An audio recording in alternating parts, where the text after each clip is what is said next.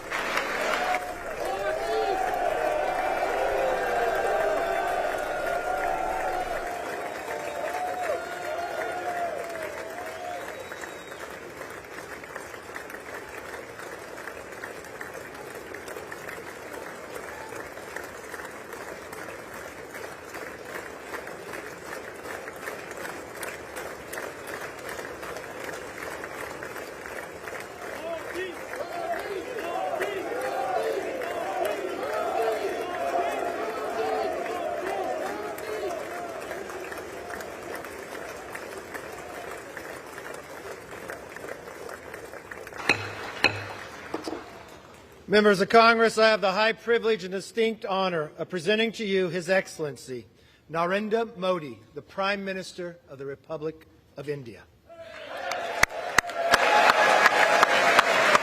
Thank you.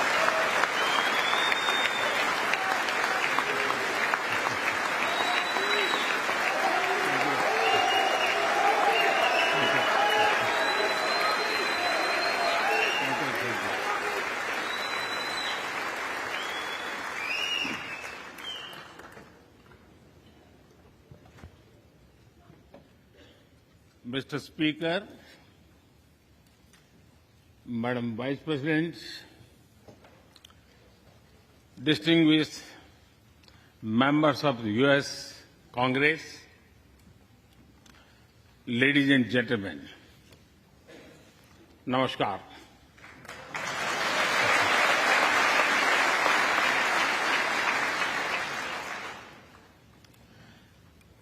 It is always a great honor to address the United States Congress.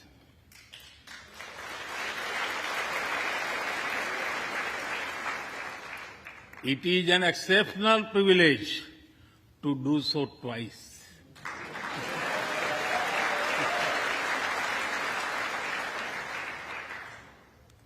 For this honor, I extend my deepest gratitude on behalf of the 1.4 billion people of India.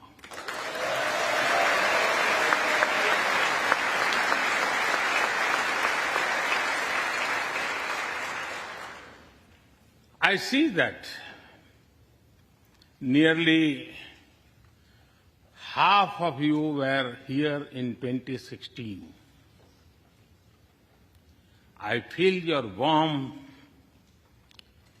as old friends.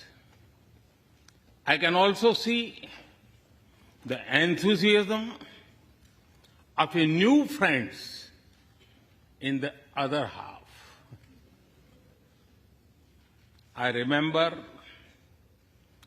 Senator Harry Reid,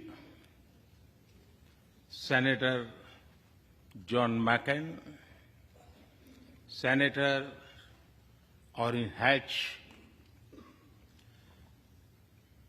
Elijah Cummings, Elsie Hastings, and others who I met here in 2016 and who are sadly no longer with us. Mr. Speaker, standing here 7 Junes ago, that is the June when Hamilton swept all the awards, I said that the hesitations of history were behind us. Now, when our era is at a crossroads, I am here to speak about our calling for this century.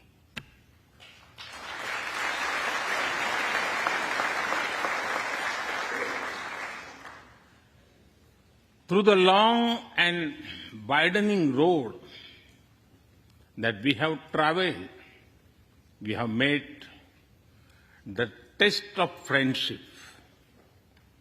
A lot has changed since I came here 7 summers ago.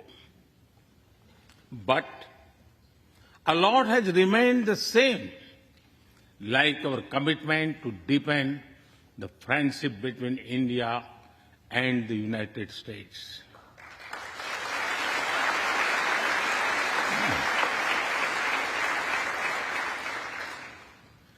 In the past few years, there have been many advances in AI, artificial intelligence. At the same time, there have been even more momentous development in another AI, America and India.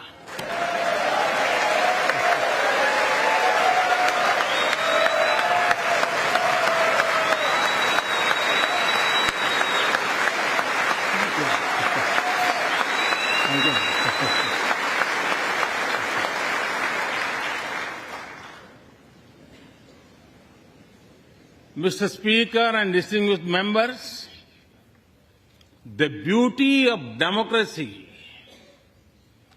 is the constant connect with the people, to listen to them and feel their pulse. And I know this takes a lot of time, energy, effort, and travel. It is a Thursday afternoon, a fly-out day for some of you. So I am grateful for your time. I also know how busy you have been this last month. Being a citizen of a vibrant democracy, myself, I can admit one thing, Mr. Speaker, you have a tough job.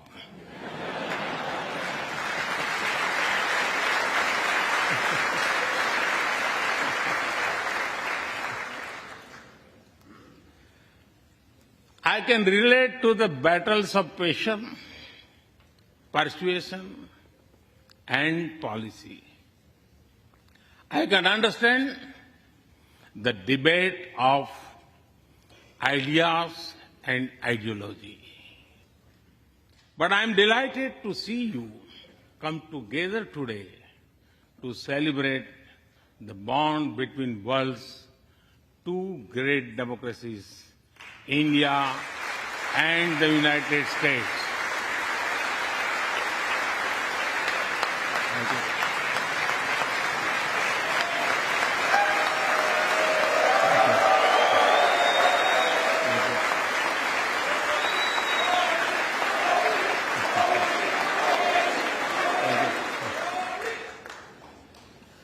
I'm happy to help out. I'm happy to help out whenever you need a strong bipartisan consensus.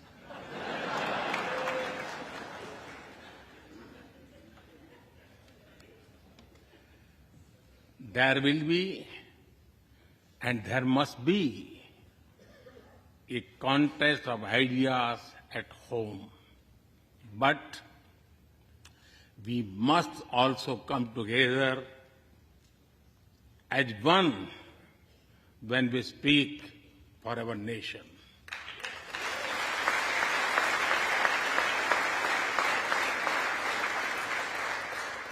And you have shown that you can do it. Congratulations.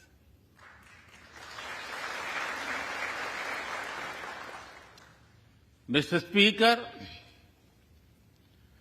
the foundation of America was inspired by the vision of a nation of equal people. Throughout your history, you embrace people from around the world, and you have made them equal partners in the American dream.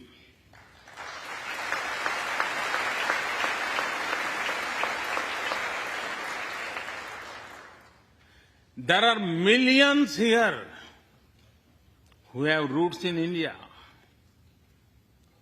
Some of them sit proudly in this chamber.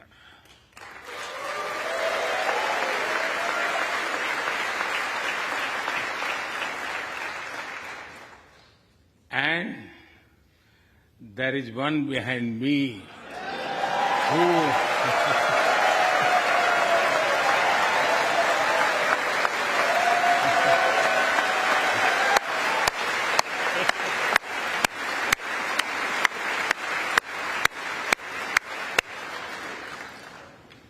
has made history.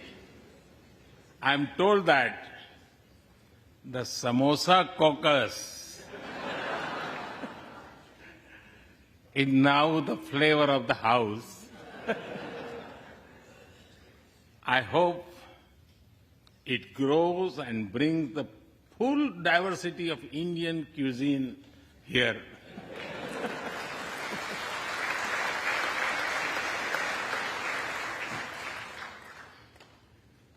Over 2 centuries, we have inspired each other through the lives of great Americans and Indians. We pay tribute to Mahatma Gandhi and Martin Luther King Jr.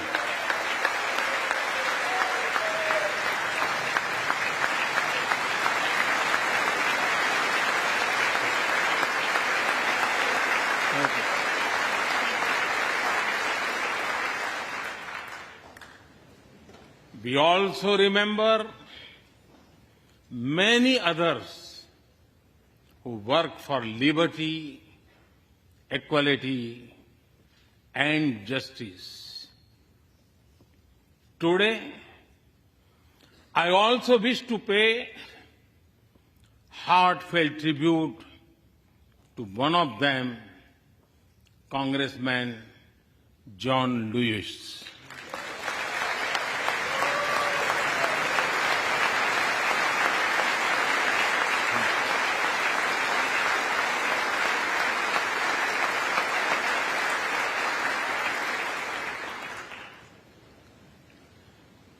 Mr. Speaker, democracy is one of our sacred and shared values. It has evolved over a long time and taken various forms of systems. Throughout history, however, one thing has been clear. Democracy is the spirit that supports equality and dignity.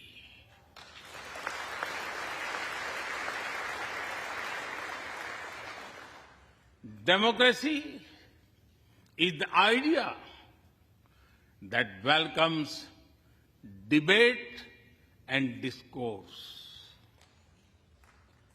Democracy is the culture that gives wings to thought and expression. India is blessed to have such values from times immemorial. In the evolution of the democratic spirit, India is the mother of democracy.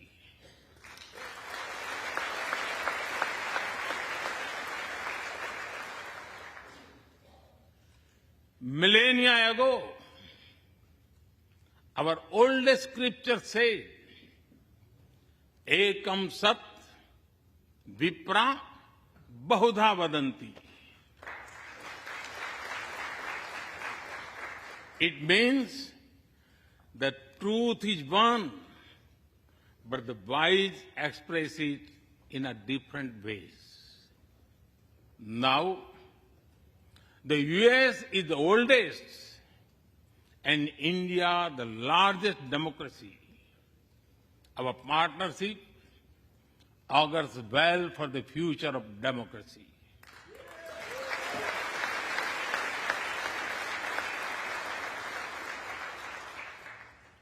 Together, we shall give a better future to the world and a better world to the future.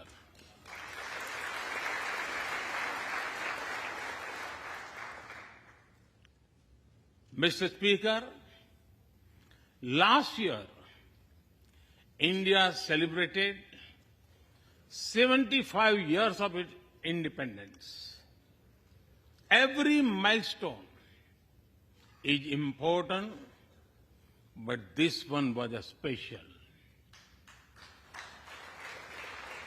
We celebrated a remarkable journey of over 75 years of freedom after 1,000 years of foreign rule in one form or another.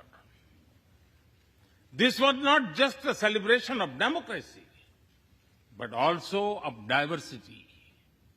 Not just of constitution, but also of its spirit of a social empowerment.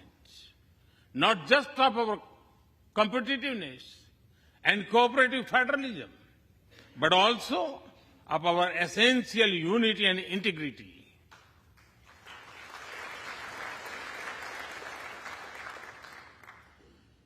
We have over 2,500 political parties.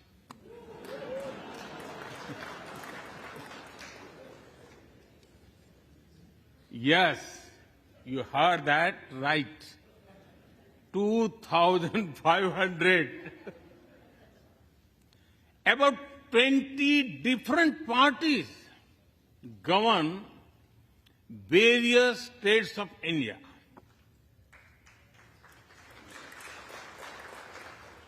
We have 22 official languages and thousands of dialects, and yet we speak in one voice.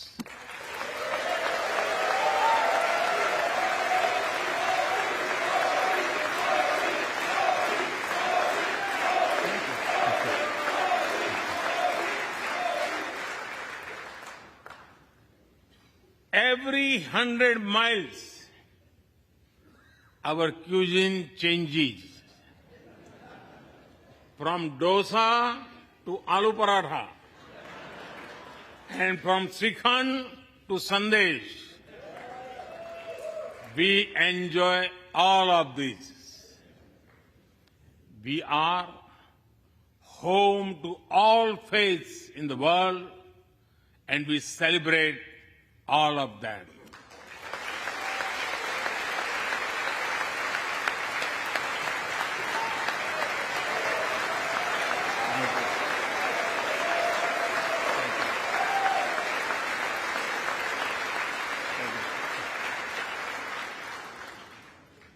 In India, diversity is a natural way of life. Today, the world wants to know more and more about India. I see that curiosity in this house too. We were honored to receive over 100 members of the US Congress in India over the last decade.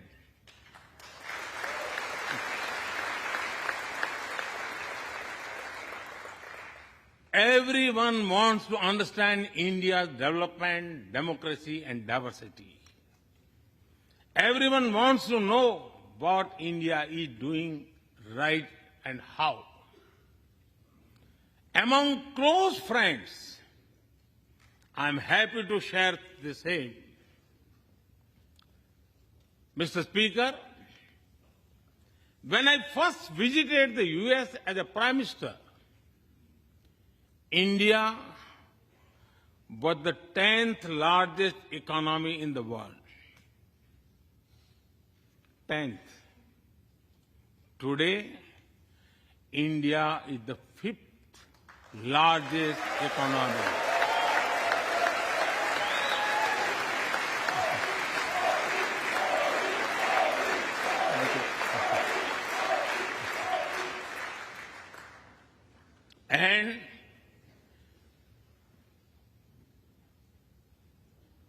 And India will be the 3rd largest economy soon.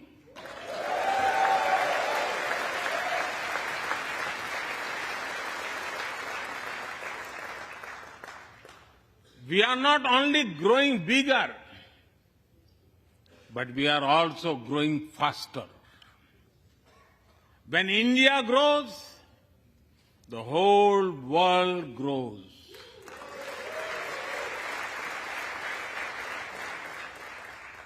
After all, we are 1/6 of the world's population. In the last century,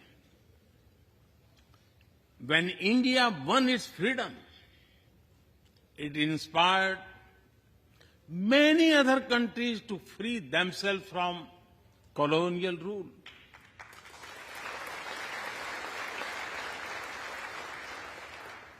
In this century, when India sets benchmark in growth, it will inspire many other countries to do the same.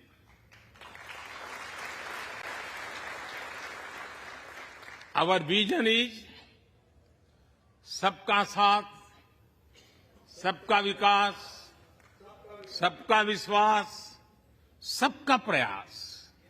It means together for everyone's growth, with everyone's trust and everyone's efforts.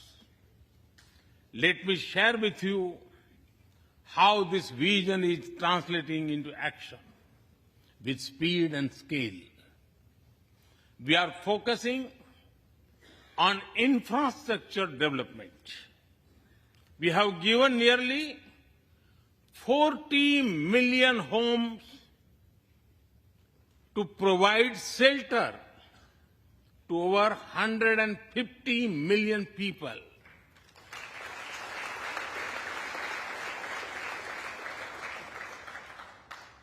That is nearly 6 times the population of Australia.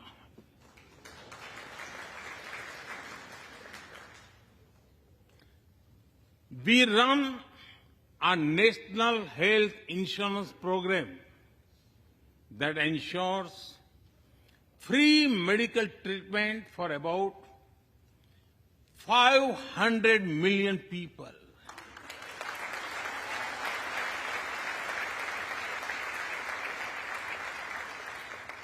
$500 million people, that is greater than the population of South America. We took banking to the unbanked with the world's largest financial inclusion drive. Nearly 500 million people benefited. This is close to the population of North America. We have worked on building Digital India.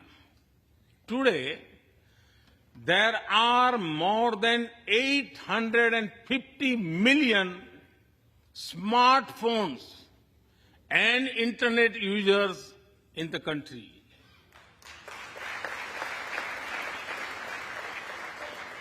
This is more than the population of Europe.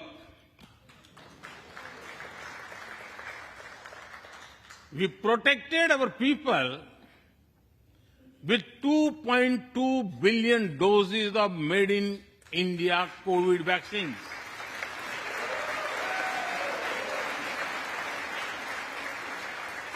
And that too free cost.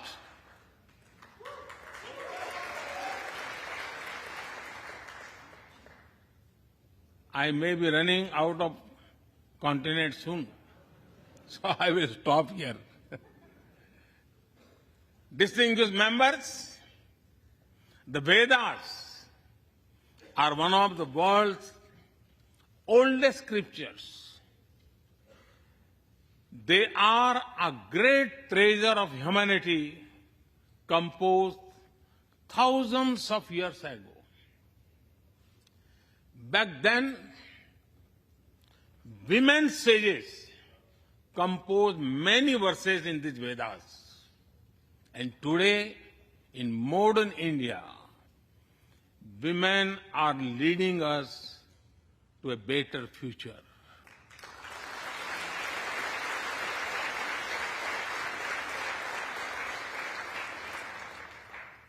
India's vision is not just of development which benefits women. It is of women-led development where women lead the journey of progress.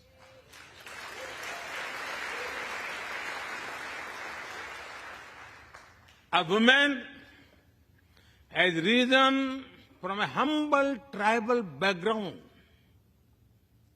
to be our head of states.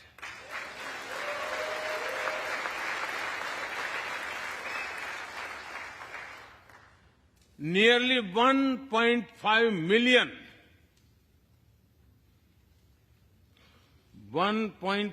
million elected women lead us at various levels. And that is of local governments.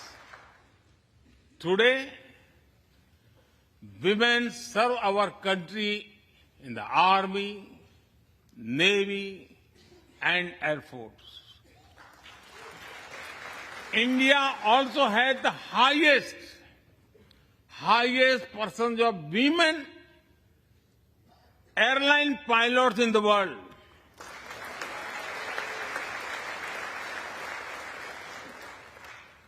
And they have also put us on Mars by leading our Mars mission.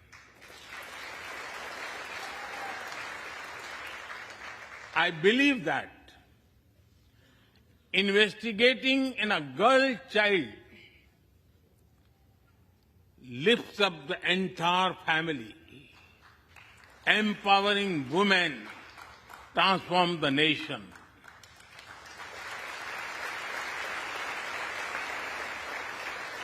Mr. Speaker, India is an ancient nation with a youthful population.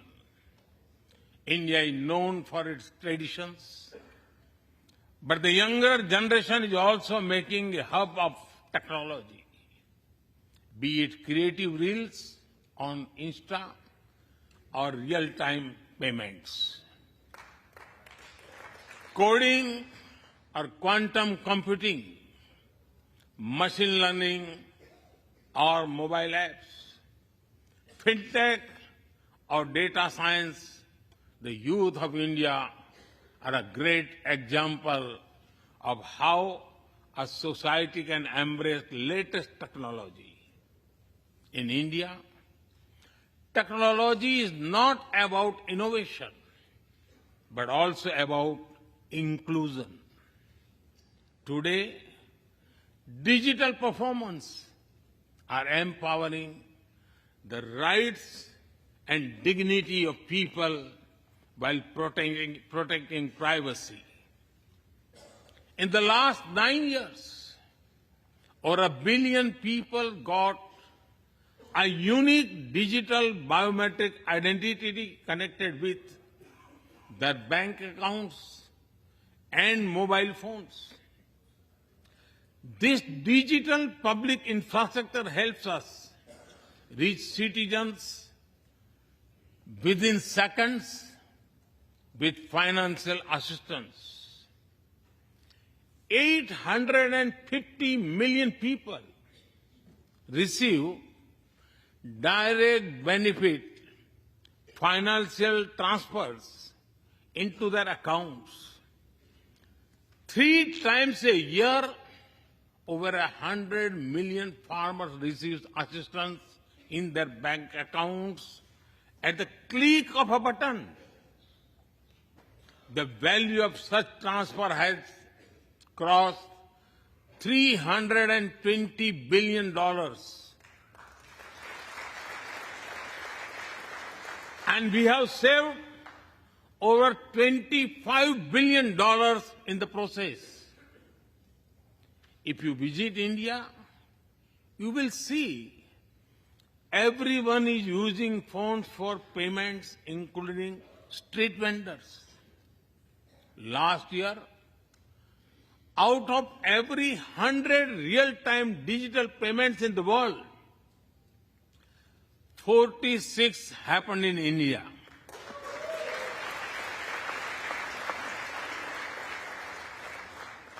Nearly 400,000 miles of optical fiber cables, and cheap data have ushered in a revolution of opportunities. Farmers check weather updates. The elderly get social security payments. Students access scholarships. Doctors deliver telemedicine. Fishermen check fishing grounds, and small businesses get loans with just a tap on their phones. Mr. Speaker, a spirit of democracy, inclusion, and sustainability defines us. It also shapes our outlook to the world. India grows while being responsible about our planet. We believe, Mata Bhumihi Putro Aham Prithviya. This means the earth is our mother and we are her children. Indian culture deeply respects the environment and our planet.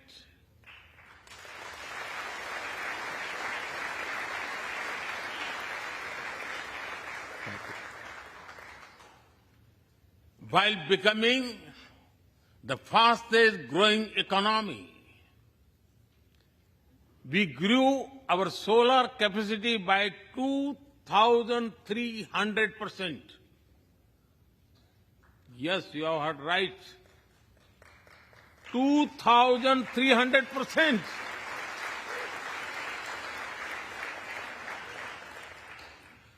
We became the only G20 country to meet its Paris commitment.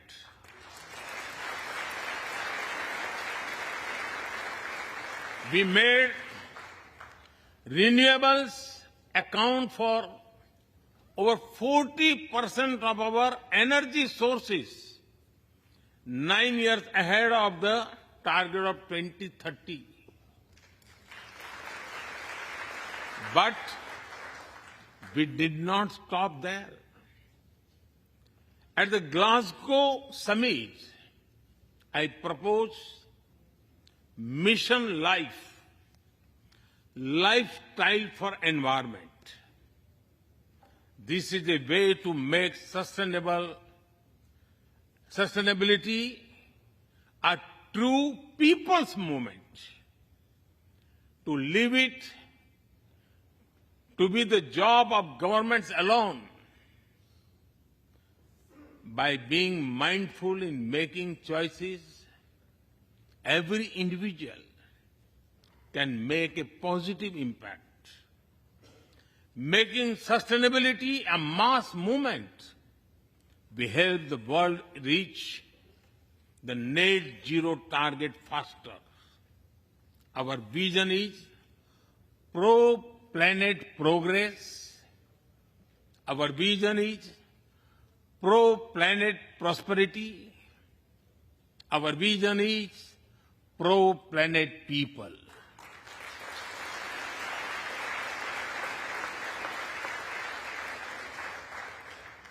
Mr. Speaker, we live by the motto of Vasudhaiv Kutumbakam, or the world is one family.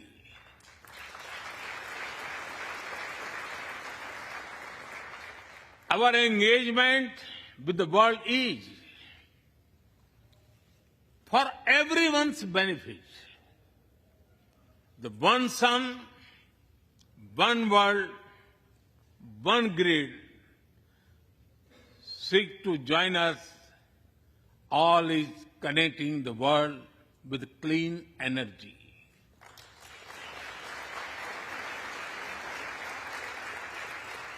One Earth, One Health is a vision for global action to bring quality health care to everyone, including animals and plants.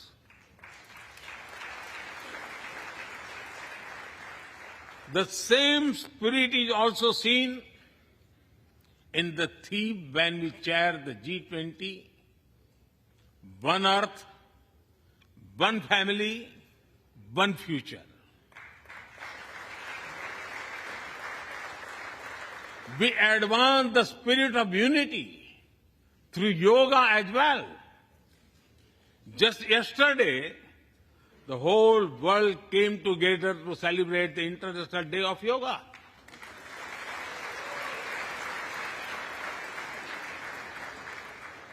Just last week, all nations joined our proposal at the UN to build a memorial wall to honor the peacekeepers. And this year, the whole world is celebrating the International Year of Millets to promote sustainable agriculture and nutrition alike. During COVID, we delivered vaccines and medicines to over 150 countries. We reach out to others, being disasters as first responders, as we do for our own. We share our modest resources with those who need them the most. We build capabilities, not dependencies.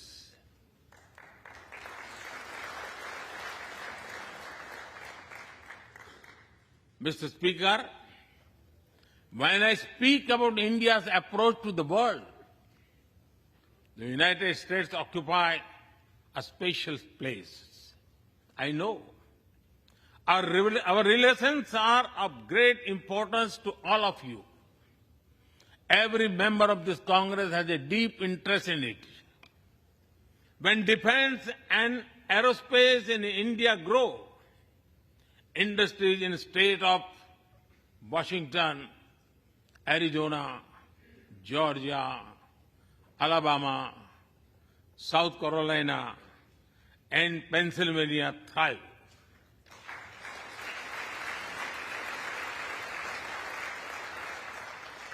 When American companies grow, the research and development centers in India thrive. When Indians fly more, A single order for aircrafts creates more than 1 million jobs in 44 states in America.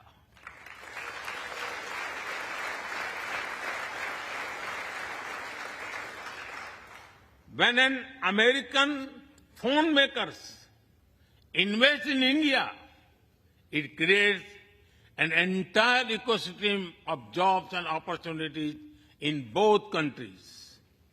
When India and US work together on semiconductors and critical minerals, it helps the world in making supply chains more diverse, resilient, and reliable.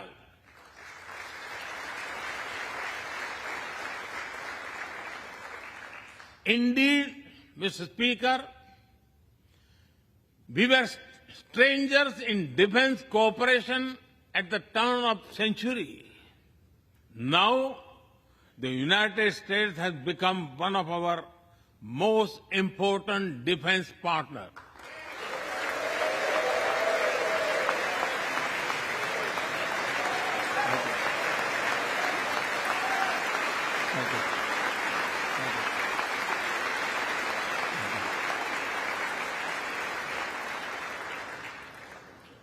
Today, India and the US are working together in space and in the seas, in science and in semiconductors, in startups and sustainability, in tech and in trade, in farming and finance, in art and artificial intelligence, in energy and education, in healthcare and humanitarian efforts.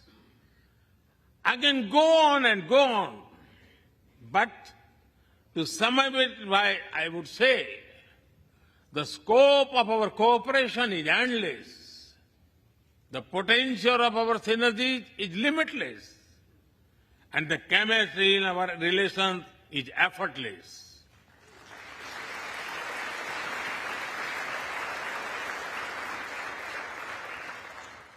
In all this, Indian Americans have played a big role.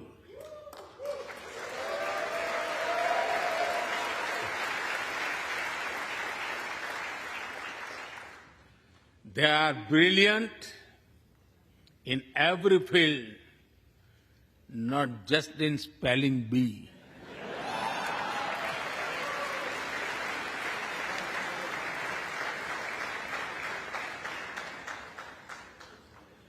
With their hearts and minds, talent and skills, and the love for America and India, they have connected us. They have unlocked doors.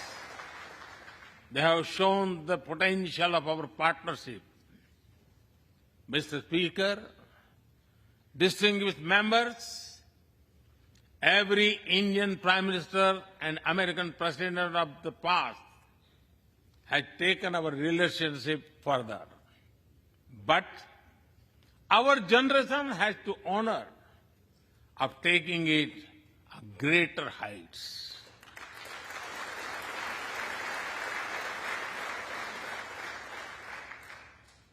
I agree with President Biden that this is a defining partnership of this country, because it serves a larger purpose: democracy, demography, and destiny give us the purpose. One consequence of globalization has been to cover over concentration of supply chains. We will work together to diversify, decentralize, and democratize supply chains.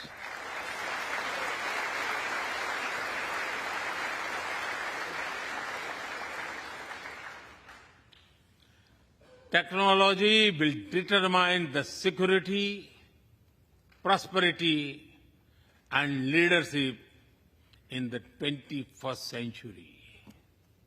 That is why our two countries established a new initiative for critical and emerging technologies. Our knowledge partnership will serve humanity and seek solutions to the global challenges of climate change, hunger, and health. Mr. Speaker and distinguished members, the last few years have seen deeply disruptive developments. With the Ukraine conflict, war has returned to Europe. It is causing great pain in the region. Since it involves major powers, the outcomes are severe. Countries of the global south have been particularly affected. The global order is based on the respect for the principle of the UN Charter, peaceful resolution of disputes, and respect for sovereignty and territorial integrity.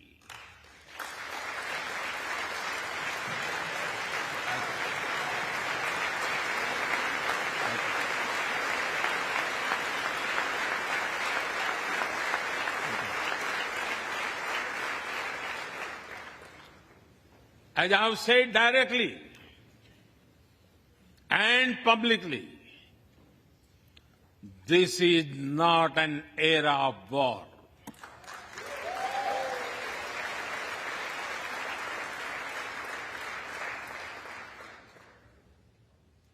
But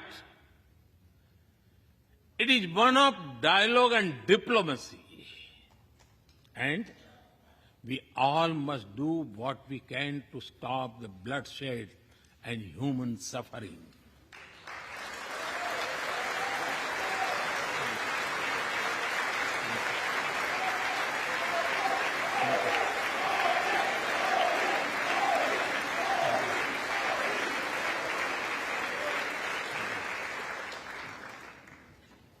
Mr. Speaker,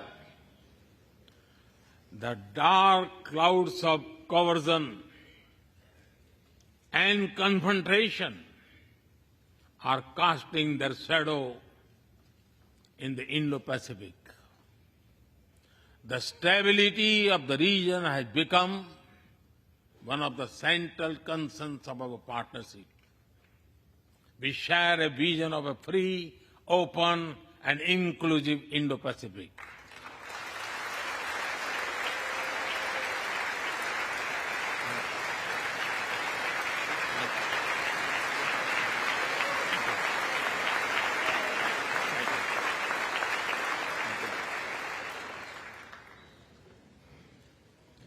Connected by secure seas, defined by international law, free from domination, and anchored in ASEAN centrality.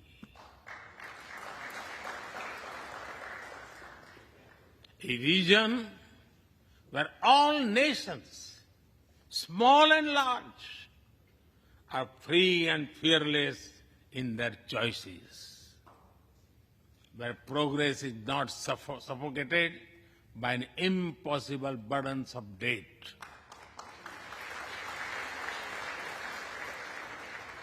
Where connectivity is not leveraged for strategic purposes, where all nations are lifted by the high tide of shared prosperity. Our vision does not seek to content or exclude, but to build a cooperative region of peace and prosperity. We work through regional institutions and with our partners from within the region and beyond. of this code had emerged as a major force of good for the region.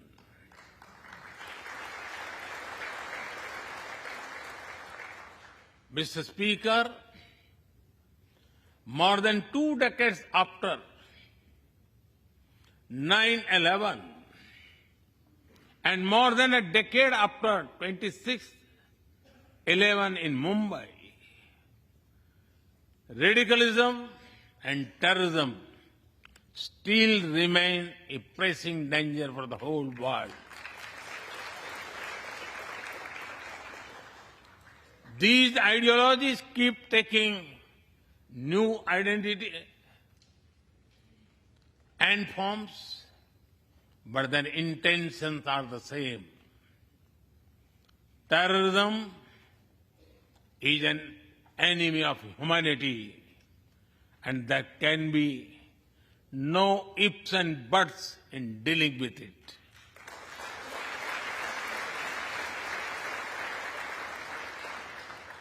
We must overcome all such forces sponsoring and exporting terror.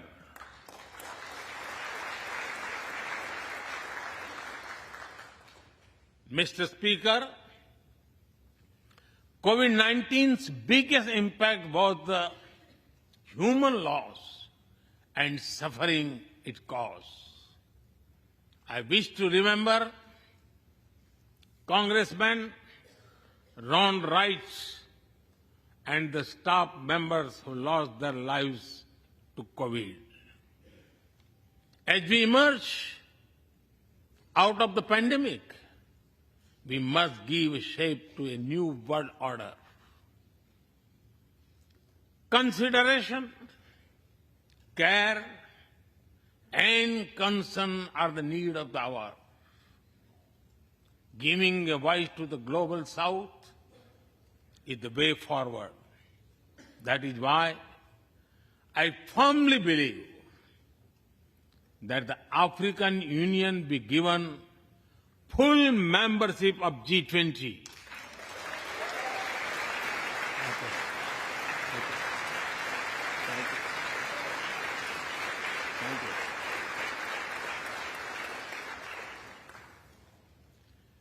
We must revive multilateralism and reform multilateral institutions.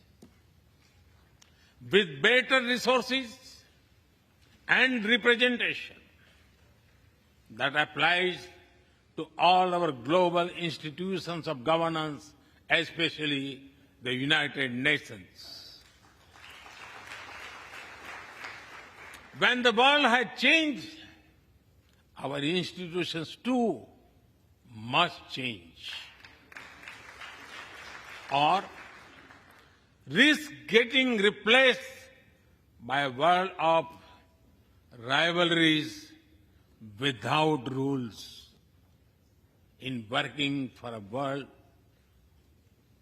new world order based on international law, our two countries will be at the forefront as partners.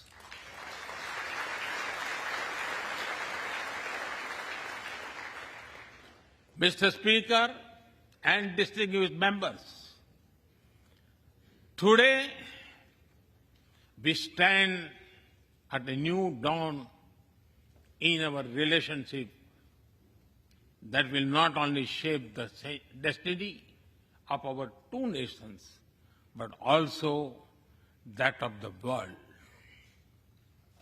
As the young American poet Amanda Gorman has expressed, when day comes, we step out of the shade.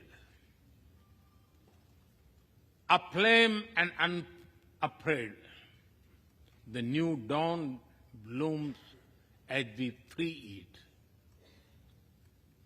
For there is always light if only we are brave enough to see it.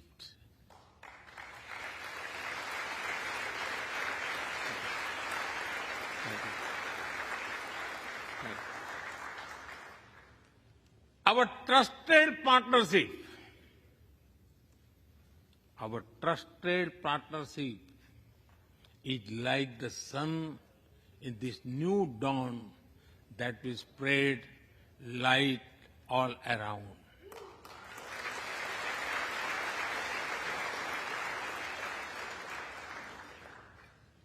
I am reminded of a poem that I once wrote. आसमान में सिर उठाकर,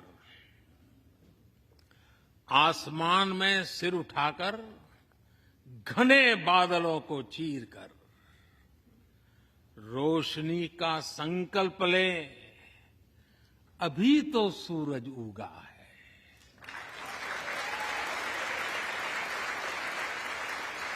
अभी तो सूरज उगा है।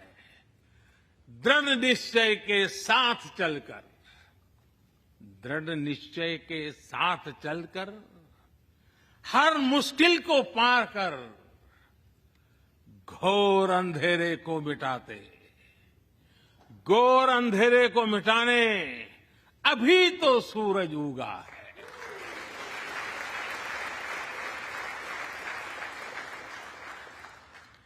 If I were to say it in English, it would be rising its head in the skies, piercing through the dense clouds with the promise of light. The sun has just risen, armed with a deep resolve, overcoming all the odds to dispel the forces of darkness.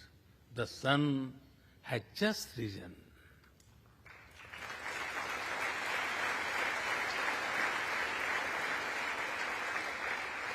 Mr. Speaker and distinguished members,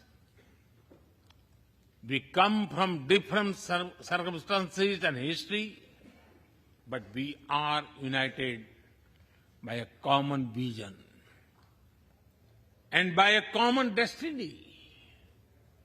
When our partnership progresses, economic resilience increases, innovation grows, science flourishes, knowledge advances, humanity benefits, our seas and skies are safer, democracy will shine brighter, and the world will be a better place. That is the mission of our partnership. That is our calling for this century. Mr. Speaker and distinguished members, even by the high standards of our partnership, this visit is one of the great positive transformations. Together, we shall demonstrate that democracies matter and democracies deliver.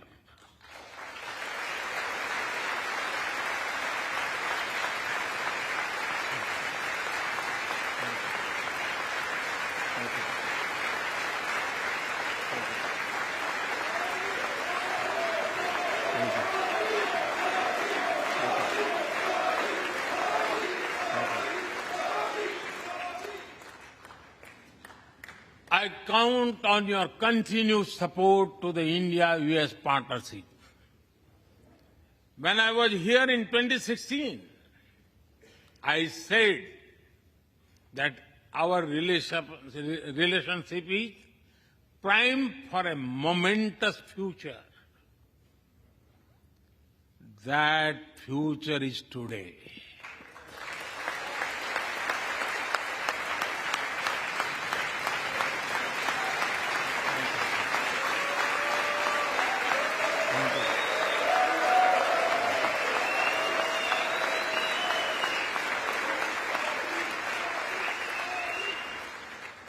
Thank you once again, Mr. Speaker, Madam Vice President, and the distinguished members of this honor.